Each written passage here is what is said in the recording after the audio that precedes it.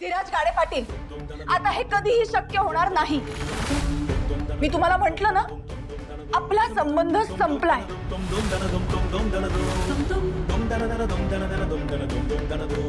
मी गुन्हेगार आहे ना तुझा? मी पाप केलाय ना? हो, तुम्ही फसवलंयत मला, माझा विश्वासघात केलाय तुम्ही गुन्हेगार आहात.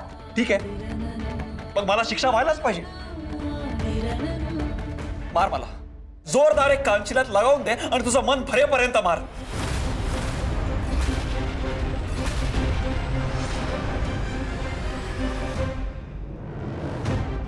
पळून कशाला चाललीस भावना? मला माहिती आहे ना, आधीची भावना अशी पळून गेलीच नसते. अपराधाला शिक्षा झाल्याशिवाय ती गप्पा बसणारच नाही. मार मार मला. बस झालं की धीरज, बस झालं, खूप अति करताय आता. का? तू तीच भावना आहेस ना? मग चुकीची गोष्ट खपून कशी घेतेस तू? अन्याय कसा सहन करतेस? कारण मी तुमच्यावर हात नाही उचलू शकत. का? का नाही उचलू शकत? कारण तुझं प्रेम आहे माझ्यावर.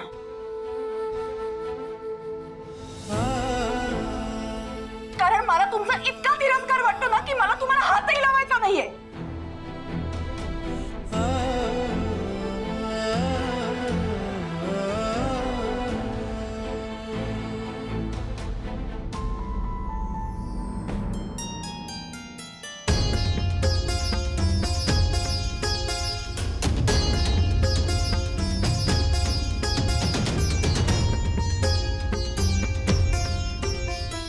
ही गुन्हेगार आहे ना, मी चूक केली आहे ना, मग शिक्षा सुद्धा मलाच व्हायला पाहिजे.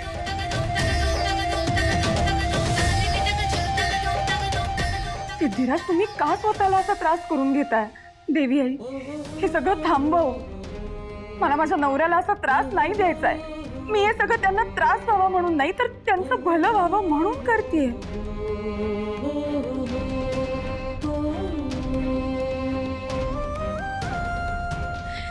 हे काय करताय तुम्ही सिद्धिराज? हे असं सगळं करून मी तुम्हाला माफ करीन असं तुम्हाला वाटत असेल ना, तर तुम्ही चुकताय. तुम्ही उगाच हे असं टोकाला जाऊन वागणं बंद करा. देवी, आता हात वाजून जितका मला त्रास होतोय, त्याहून जास्त त्रास माझ्या मनाला होतोय. जळून खाक होतोय माझा मन. माझी बायको आज माझ्या सोबतीला नाहीये. मी चूक केली आहे ना, मी चूक केली आहे ना, मग शिक्षा पण मलाच व्हायला पाहिजे.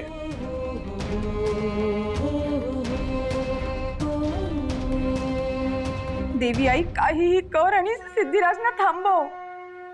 त्यांना दिव्याचे चटके बसतायत. मला त्यांचं हे विनाकारण स्वतःला त्रास करून घेणं नाही सहन होते. आई, मी पाया पडते तुझ्या, काहीतरी कर.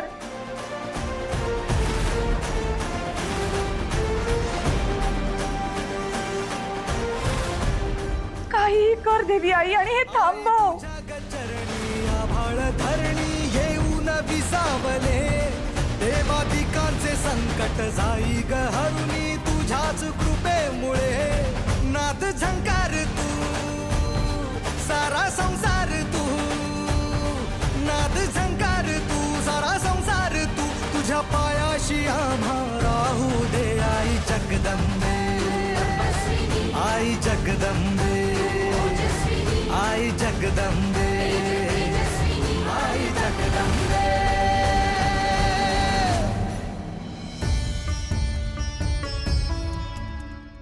देवी आई, देवी आई, हे बरोबर नाहीये. माझा निर्धार या वारामुळे मोडलाय. देवी आई, तू जर भावनाच्या बाजूने असशील ना, तर एक गोष्ट लक्षात ठेव की मी सुद्धा तिच्याच बाजूने आहे. कारण आमची बाजू एकच आहे. आम्हाला दोघांना या जगात कोणीही वेगळं करू शकत नाही. जर तू तिला कौल देतेस तर मलाही दे. कळू दे ना अख्ख्या जगाला की आम्ही दोघं एकच आहोत. कोणी आम्हाला वेगळं करू शकत नाही. देवी आहोत ना आम्ही एक. सर्वमंगलमांगल्ये शिवे सर्वार्थसाधिके शरण्ये त्र्यंबके गौरी.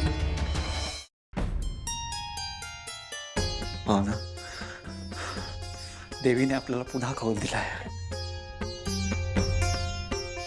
लग्नाआधी देवीने तुम्हाला कौल दिला होता तेव्हा तुम्ही माझ्या गळ्यात मंगळसूत्र घातलं होतं हे मला माहितीच नव्हतं. पण आता नाही नाही नाही, हे शक्य नाहीये, अजिबात शक्य नाहीये. ठीक आहे, मग स्वतःच्याच हाताने काढून टाके मंगळसूत्र.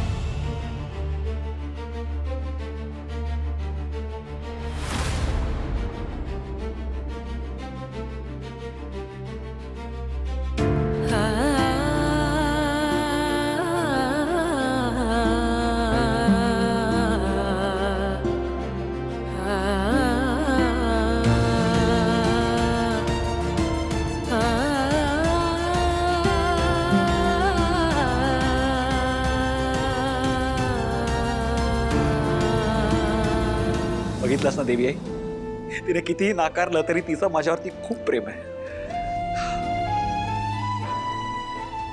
आता मला माझ्या प्रश्नाचं उत्तर मिळालंय.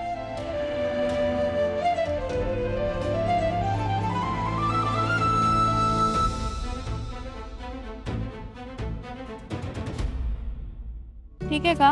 हो हे असं वर ठेव म्हणजे फॅमिली फोटोसाठी एकत्र या. हा हा हा. ये रे तनू, तू काय तिकडे उभी आहेस? ये पटकन इकडे. सई अगं, फॅमिली फोटो मध्ये मी कशाला उगाच? नको घ्या. कशाला काय? तू पण आमची फॅमिलीच आहेस. ये पटकन ये. काकू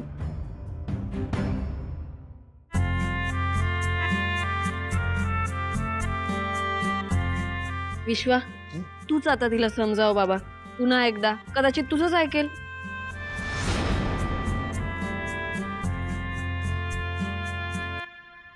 तनू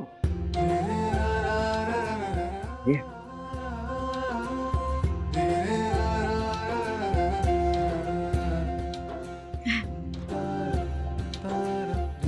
काकू हो शुभिरा.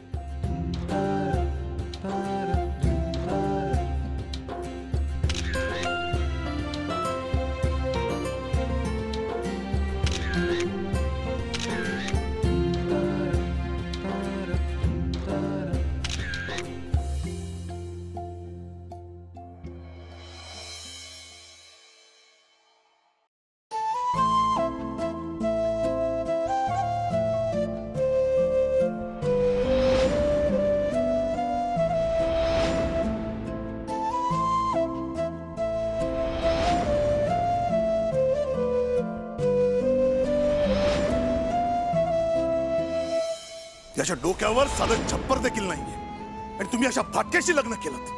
याच्या प्रेमात पडायला तुम्हाला लाज कशी नाही वाटली? लक्ष्मी, तुझी औषधं आणली आहेत ना? चला आता पटापट औषधं घ्यायची आहेत आणि 3 गोळ्या घ्यायच्या आहेत, पण अजिबात कंटाळा करायचा नाही. ठीक आहे? डॉक्टरांनी सांगितलंय औषध वेळेवर घ्या आणि आता जरा स्वतःकडे लक्ष द्यायचंय. गिरणीची काळजी करायची नाही. वीणा आहे, वीणा सगळं सांभाळेल. तू पाणी घे, मी तुला एक एक करू